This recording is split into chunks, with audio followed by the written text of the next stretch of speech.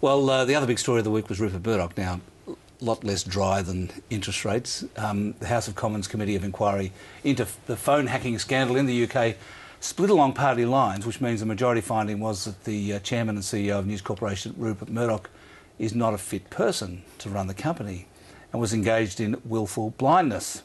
Here's the chairman of that committee and Labor MP, Tom Watson. Rupert Murdoch is not fit to run an international company like B-Sky-B. We found News Corporation carried out an extensive cover-up of its rampant law-breaking. Its most senior executives repeatedly misled Parliament, and the two men at the top, Rupert and James Murdoch, who were in charge of the company, must now answer for that. Well, not fit. Have to go to the gym. No, but I mean, it is a big deal, isn't it? Oh, it's a massive deal. And remember 6 months ago when this story first broke, News Corp's share price got absolutely smashed. What's interesting now is the share market's been pretty kind to News Corp. I have a feeling investors wouldn't be too disappointed if Rupert and perhaps more importantly James were to quietly exit stage left. Well, actually, we've got a graph of the share price and what the market thinks. Here it is. Now, since the police in the UK restarted their investigation into the phone hacking scandal, investors are either turning a willful blind eye, to quote the committee, or perhaps the share price is going up because there's a belief that Rupert's reign is coming to an end and News will finally be able to get rid of its print businesses, just make movies and TV. So is that what you think's going on? Yeah, that's what's happening. People, I mean, he's at a certain age, it's probably his going to have to bow out at some point, and this puts even more pressure on to get out of the low margin, mature businesses of newspapers. Well, in fact, the share price is up 40% from that low, while the market's up 7%. So it's a huge outperformance. And I mean, it used to be that there was a Rupert premium in the share price. Now there's a Rupert discount. Yes, although there's an element of Rupert premium there because the rebound in the news share price coincides with the $5 billion buyback that Rupert announced after the scandal broke.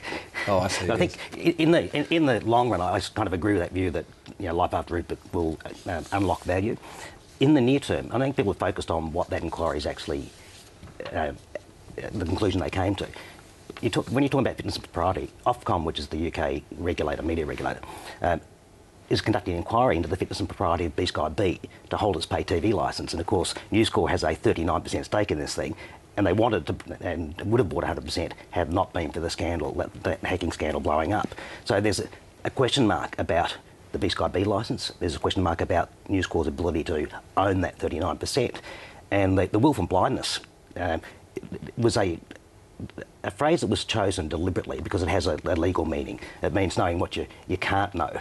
And I think that was a message sent to the US, which is looking at, where the Senate committee is now looking at News Corp's involvement in the UK and the corruption of public officials, which is a breach under US law. So there are dimensions to this which are actually potentially very destructive, given that News Corp has a range of licences around the world which depend on News Corp and its senior executives being fit and proper.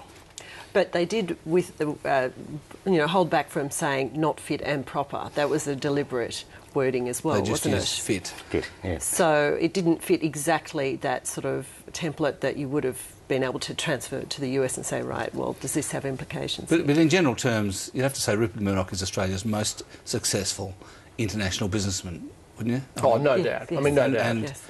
And so here we are, that person who is the kind of the icon of Australian business around the world is under all sorts of pressure now. I mean, I just think it's about generational change, and the problem is that Murdoch, for being such a successful businessman, is a bit blind when it comes to his own kids. He wants to put them in senior positions. He can't envisage News Corp without a Murdoch at the helm, and that's not what investors who are a bit more steely-eyed about these sorts of things, not necessarily what they want to see.